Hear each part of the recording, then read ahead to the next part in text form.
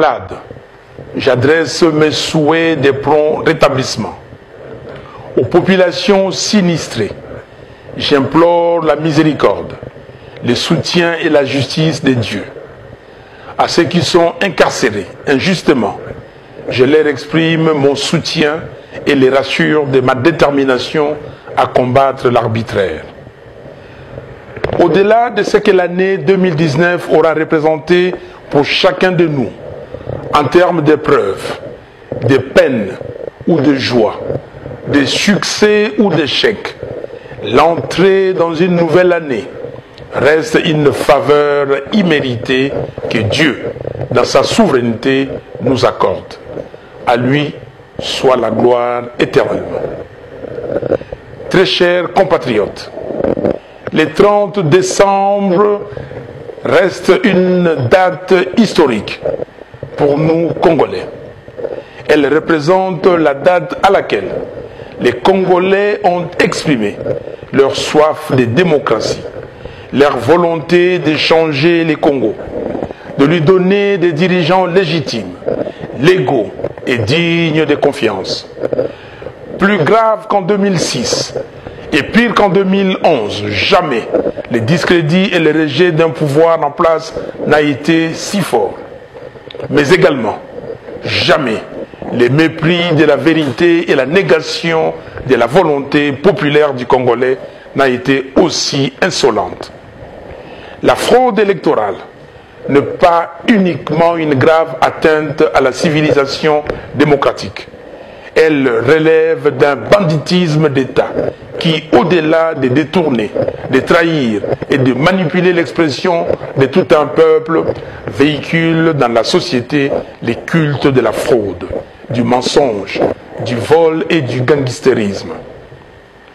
Je mesure, chers compatriotes, votre déception et je partage votre peine et votre frustration devant ces hold-up électoraux choquants qui non seulement déshonorent notre pays, mais aussi l'exposent à toutes les malédictions.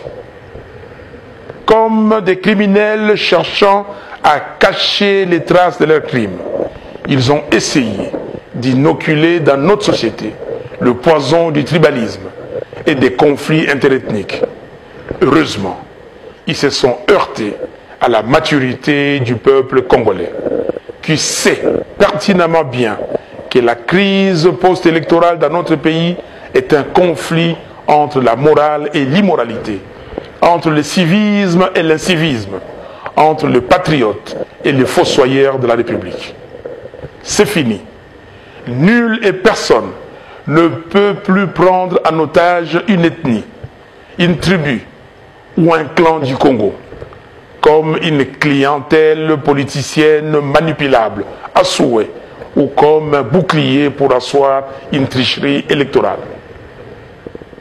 Comme je l'avais souligné dans mon message du 15 septembre dernier, à l'occasion de la Journée internationale de la démocratie, la vérité des urnes, c'est la vérité de nos consciences, c'est l'expression de notre souveraineté et de notre dignité.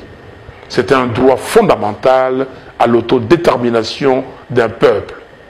C'est un principe et une valeur de la démocratie. Il s'agit essentiellement de résoudre la question de la crise de légitimité de nos institutions et de leurs animateurs, source de notre dérive. Raison pour laquelle j'ai en toute responsabilité mis sur la table la proposition de sortie des crises pour qu'avec les élections anticipées, précédées des réformes urgentes et nécessaires, l'on puisse donner au pays des institutions fortes, fruits de la volonté du peuple. Très chers compatriotes, l'unité du Congo, la cohésion nationale, la conscience d'appartenir à une même nation et le vouloir vivre ensemble ont été forgés dans l'âme du Congolais par nos dévanciers, dont nous sommes fiers d'être des héritiers politiques. À ce sujet, Patrice Emery Lumumba disait, je cite, « Pour le peuple, Je n'ai ni père, ni mère. Pour le pays, je ne suis d'aucune tribu, d'aucune province. Je ne suis pas un homme, je suis une idée. Je suis le Congo, car le Congo m'a fait. Et à mon tour, je façonne le Congo. Celui qui vient vous dire, allons détruire chez l'autre, parce qu'il n'est pas de notre tribu, de notre province, celui-là est l'ennemi de notre indépendance, de notre souveraineté. Fin de citation. Très chers compatriotes, je viens de séjourner à Béni, où j'ai passé la fête de la Nativité avec les compatriotes qui y habitent afin de leur témoigner de ma compassion, de mon affection et de ma solidarité. Ce peuple de Béni m'a élu à plus de 90% grâce au vote organisé de main de maître par les jeunes et ceux malgré les manigances du pouvoir qui a trouvé le prétexte hideux pour les exclure du choix de leur président. J'ai vu mes compatriotes meurtris, se sentant abandonnés et ne sachant à quel sein se vouer, mais engagés à défendre l'intégrité du territoire national au péril de leur vie, avec le slogan « Pas de Congo sans Béni » que nous a légué les militants de la Lucha Mouindou Obadi, tué le 23 novembre dernier par la police. Paix à son âme. On tue à Béni, on égorge à Béni, au vu et au su de tout le monde, y compris des FRDC et de la MONUSCO.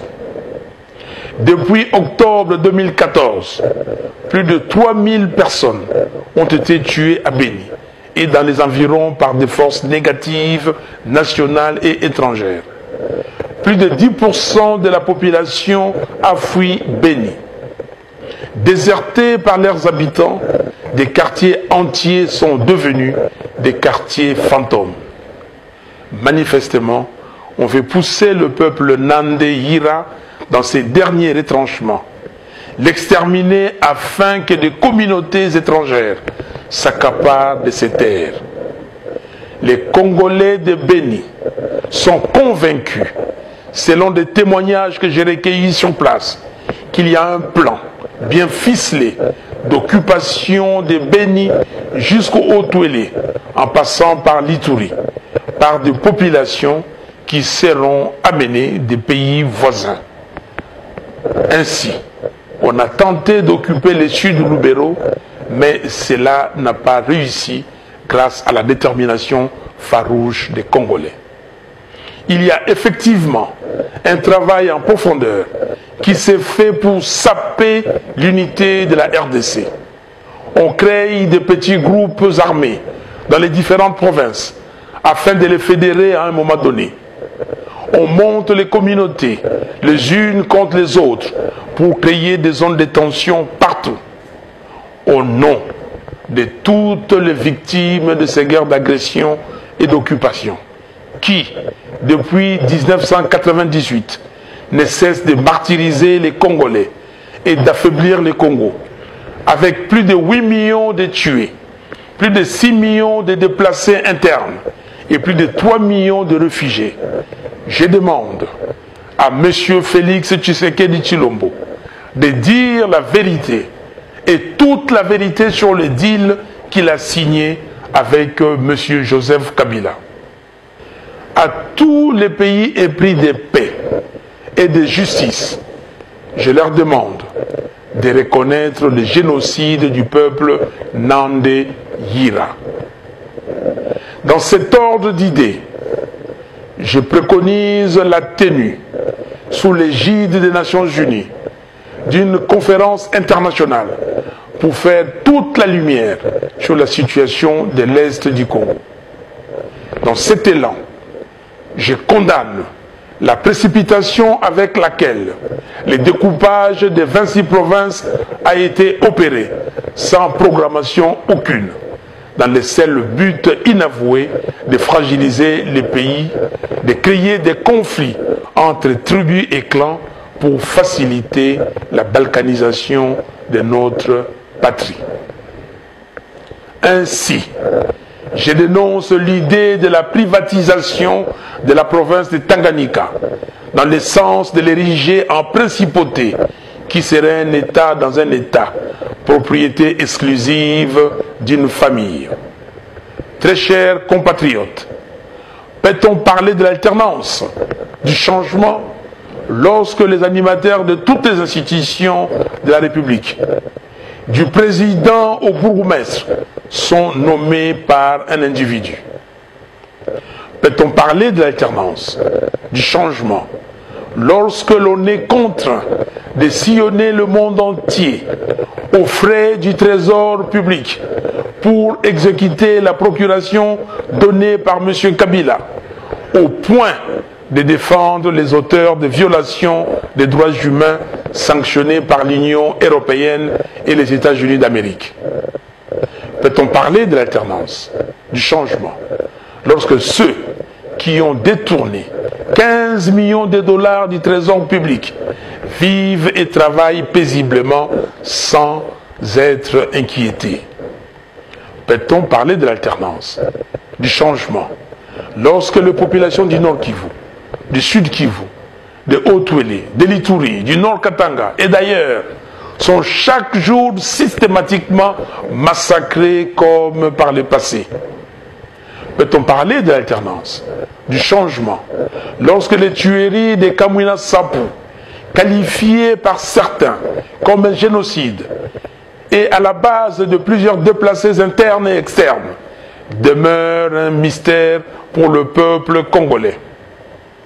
Peut-on parler de l'alternance, du changement, lorsque le massacre de Makobola, de Bundu Dia Congo, de Yumbi sont restés non élucidés et impunis alors que les populations réclament justice? Que dire alors du charnier des Maluku? Peut-on parler de l'alternance, du changement, lorsque la souffrance de notre peuple ne fait que s'empirer de jour en jour? Très chers compatriotes, le système mis en place par M. Kabila et ses maîtres n'est ni innocent ni inconscient. Il a notamment 4 objectifs. 1. Affamer les Congolais, y compris l'élite, pour priver les Congos de toute force et de tout moyen de résistance ou d'insurrection. 2. Piller l'argent du trésor public et livrer le sol, la forêt et le sous-sol du Congo aux convoitises des affairistes de tous bords, afin de priver la nation des ressources nécessaires à son redressement et à son développement. 3. Enfermer la jeunesse congolaise dans la débauche, l'alcool, la drogue, les antivaleurs, sans système d'éducation efficace pour la rendre totalement dépendante des autres. 4. Entretenir les désordres au sein du pouvoir coutumier et affaiblir les entités territoriales de la RDC pour pousser les Congolais à détester leur pays, à ne plus jamais croire qu'un quelconque meilleur avenir est possible et donc exposer les pays à la balkanisation économique d'abord et physique ensuite. Très chers compatriotes, notre pays n'est pas géré. Il est livré aux méchants, aux personnes assoiffées de pouvoir et d'argent, sans vision ni valeur. Le mensonge de la gratuité de l'enseignement est un crime contre l'avenir du Congo. Certes, conformément à la Constitution, nous voulons que nos enfants et petits-enfants aillent à l'école sans rien payer. Mais nous voulons aussi un enseignement de qualité, avec des enseignants motivés, en nombre suffisant et des infrastructures adéquates. Plus de 100 élèves dans des salles de classe insalubres, avec des enseignants démotivés, certains non mécanisés et non payés. C'est cela le résultat de la démagogie propagandiste, pendant qu'ailleurs, on cherche à former correctement les enfants pour qu'ils relèvent les défis de demain. Le mensonge du budget de l'État est un deuxième crime contre l'avenir du Congo. L'État congolais, avec toutes les ressources naturelles dont regorge le pays, est incapable de générer 10 milliards de dollars de ressources à cause de la corruption et du pillage organisé. Très chers compatriotes, nous avons tout ce qu'il faut pour être une économie productive, prospère, créatrice de richesses et d'emplois. Mais ce qui tue notre pays sur le plan de la gouvernance, c'est les cancers de la corruption et du pillage des deniers publics. Ainsi, au nom du peuple, j'exige que toute la lumière soit faite sur toutes les affaires ténébreuses de corruption, notamment le projet Boukangalonzo, qui semble être la plus grande escroquerie d'État depuis la zaïanisation. L'affaire de 15 millions de dollars de décompte sur la créance des sociétés pétrolières, sur le trésor public, que d'aucuns ont qualifié de rétro-commission. La sombre affaire de 200 millions de dollars, issue d'un prêt contracté auprès d'un individu sous sanction américaine. La gestion de 6 milliards de dollars du fameux contrat chinois. La gestion du projet hydroélectrique de Boussanga, dans la province de Lualaba, particulièrement sur le prêt de 328 millions de dollars accordé au gouvernement de la RDC par les groupements d'entreprises chinoises et le rôle de l'entreprise privée Congo Management dans les 10 projets. La gestion de l'Agence pour le développement et la promotion du Grand Inga, qui gère le projet Inga 3 en toute opacité et sans mécanisme de redevabilité, avec un risque d'endettement excessif du pays. Les procédures de passation et financement des marchés relatifs aux travaux de 100 jours. La mine en construction de Kamoa Kakula à Kolwezi, qui regorge un potentiel de 50 millions de tonnes de cuivre, représentant une valeur de 310 milliards de dollars au prix actuel du cuivre. Ces gisements vient ainsi consolider le potentiel à vue de la filière cuivre de notre pays, qui passe à 120 millions de tonnes de cuivre, ce qui représente à l'heure actuelle une valeur de 750 milliards de dollars. À ces chiffres, il faut ajouter 6 millions de tonnes de cobalt qui accompagnent le cuivre dans certains gisements du Grand Katanga. Au prix actuel de 32 500 dollars la tonne, cela représente une valeur de 200 milliards de dollars. La mine souterraine de Kipushi, qui accuse les ténèbres en zinc, le plus riche du monde, 35% en moyenne, et qui contient 4 millions de tonnes de zinc pour une valeur de 9 milliards. Le gisement de lithium de Manono, qui se classe à l'heure actuelle au 2e rang mondial avec près de 7 millions de tonnes, soit une valeur de 85 milliards de dollars américains. Certains experts pensent même que le potentiel peut aller au-delà de 100 millions de tonnes. Les 350 millions de dollars ayant trait au fonds Vautour FG Hémisphère, créancier de la RDC, disparu dans une banque à Hong Kong.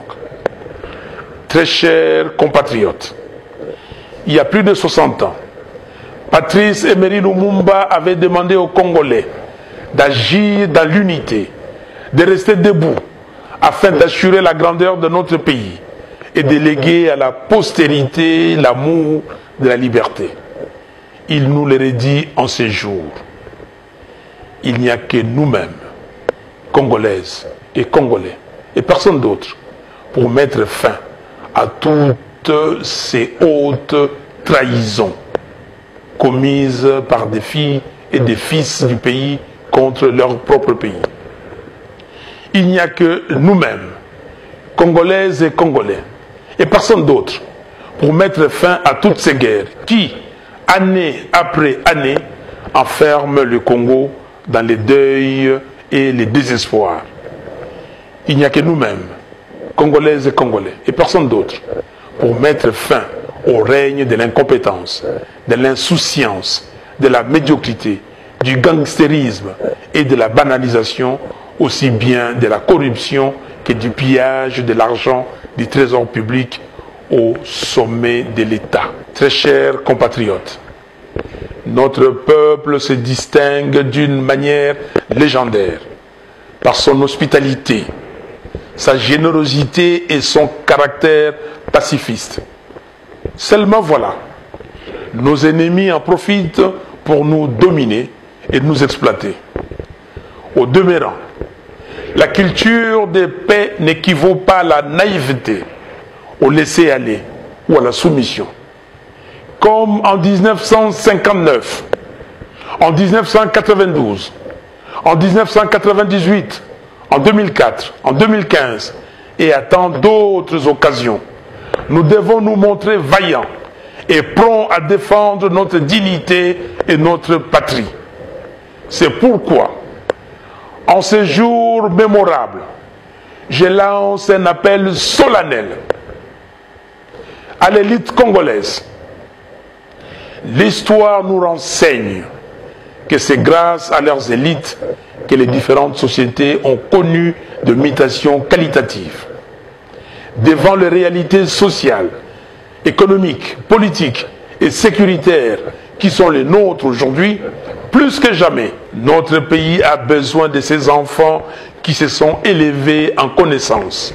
Le pays vous attend. Quittez vos zones de confort aléatoires qui vous procurent des semblants de satisfaction égoïste. Indignez-vous de la souffrance de votre peuple et du plan machiavélique contre votre pays pour vous engager résolument dans les vrais combats.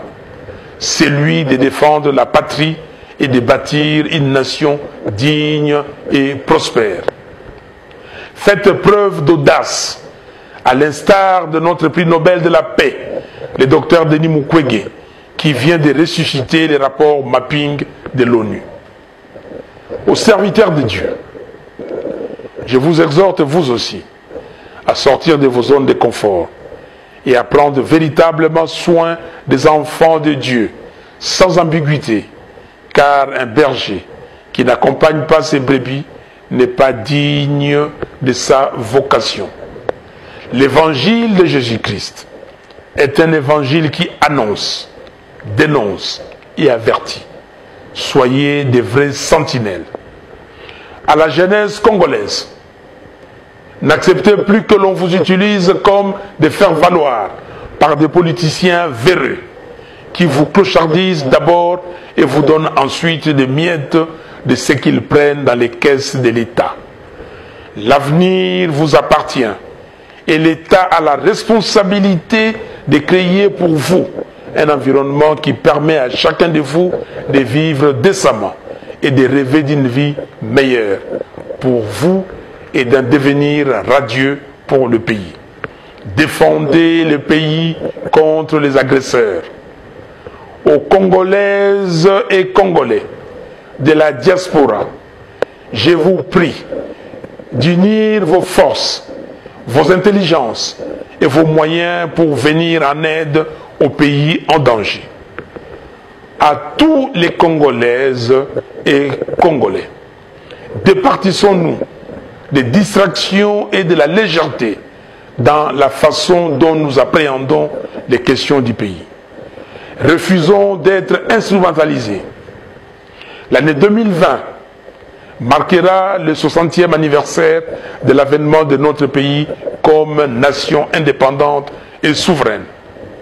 La question que nous devons nous poser essentiellement est celle de savoir ce que nous avons fait de l'héritage des pères fondateurs qui avaient vaillamment répondu à l'appel de la patrie pour conduire notre nation à réaliser sa première aspiration, à savoir l'accession à la souveraineté internationale. Sommes-nous conscients qu'au-delà de notre résilience, de notre espace, que les États sont mortels? Ils peuvent en effet disparaître s'est désintégré par absence de vision ou par démission de son élite. Je demande instamment à ceux qui organisent des séminaires en vue de changer la loi foncière et permettre ainsi à certains intrus d'acquérir des terres à l'est du pays de renoncer à leurs projets macabres. Je presse M. Corneille Nangaa et la CENI de publier les résultats des élections présidentielles, législatives nationales et provinciales du 30 décembre 2018, conformément aux articles 68, 69, 70, 70 bis et 71 de la loi électorale. Ils n'ont pas d'autre choix que de se conformer. J'ai pris le président de la Cour constitutionnelle, M. Benoît Luamba, de dire la vérité, rien que la vérité sur la proclamation des résultats définitifs. À M. Félix Tshisekedi Tshilombo, je l'encourage à demander pardon au peuple congolais et à renoncer au deal qu'il a signé avec M. Kabila. Très chers compatriotes, la lutte pour la démocratisation de notre pays et de l'état de droit que nous menons ensemble depuis les années 1990, intensifiée à partir de 2015, n'est pas vaine. Elle est plutôt victorieuse, même si cette victoire n'est pas encore consolidée. Je salue tous les acteurs de la paix et les défenseurs de la démocratie pour leur engagement sans réserve à lutter pour le changement effectif du Congo. Je pense particulièrement au peuple congolais. À feu le président Etienne Tshisekedi d'heureuse mémoire, aux membres du comité laïque de coordination, CLC, aux jeunes des mouvements citoyens, la Lucha, Filimbi et autres, à l'église catholique, à l'église du Christ au Congo, à la société civile acquise au changement, ainsi qu'à mes amis et compagnons des luttes de la Mouka. J'exprime ma gratitude à nos compatriotes de la diaspora pour leur engagement et contribution inestimable aux efforts de démocratisation du pays et de solidarité nationale. Je m'incline une fois de plus, avec émotion et gravité, devant le sacrifice de nos martyrs qui sont morts pour la nation congolaise. Ils ont donné leur vie pour sauver la démocratie et sortir notre État de la tyrannie. J'ai une pensée particulière à l'endroit de tous ceux qui garderont longtemps les stigmates de la barbarie et de la dictature. Très chers compatriotes, voilà pourquoi nous devons plus que jamais réagir avec courage pour montrer au monde entier que nous sommes conscients de l'existence d'un plan machiavélique contre notre pays et nous sommes déterminés à les défendre. Ainsi, le 17 janvier 2020, jour du martyre de notre héros national, je vous invite à une marche de deuil et d'indignation sur toute l'étendue du pays et dans la diaspora. Deuil pour pleurer nos frères et sœurs tués à Beni et ailleurs. Indignation pour exprimer notre désapprobation au plan de balkanisation de notre pays. Ces jours-là, soyons tous de Lumumba. Bandeau blanc autour de la tête, nous marcherons pour dire au monde entier que nous sommes désormais réveillés, debout, déterminés et en marche pour sauver notre patrie en danger. Ceux qui ne pourront pas marcher, qu'ils portent seulement le bandeau blanc du deuil et d'indignation partout où ils se trouveront. Les 12 et les 13 février 2020, nous organiserons un forum sur le thème « L'intégrité de la RDC ». mes très chers compatriotes, je formule le vœu que l'année 2020 soit pour chacun de nous une année de paix et de sécurité, une année de bonne santé, de grande espérance, de joie et de réussite à la fois dans nos projets personnels et au service de notre cher et beau pays, la République démocratique du Congo. Je décrète l'année 2020, l'année de libération de la République démocratique du Congo. Nous ne serons jamais, jamais alors jamais, esclaves de qui que ce soit. Réveillons-nous. Que Dieu bénisse la République démocratique du Congo et son vaillant peuple. Bonne et heureuse année 2020. Je vous remercie.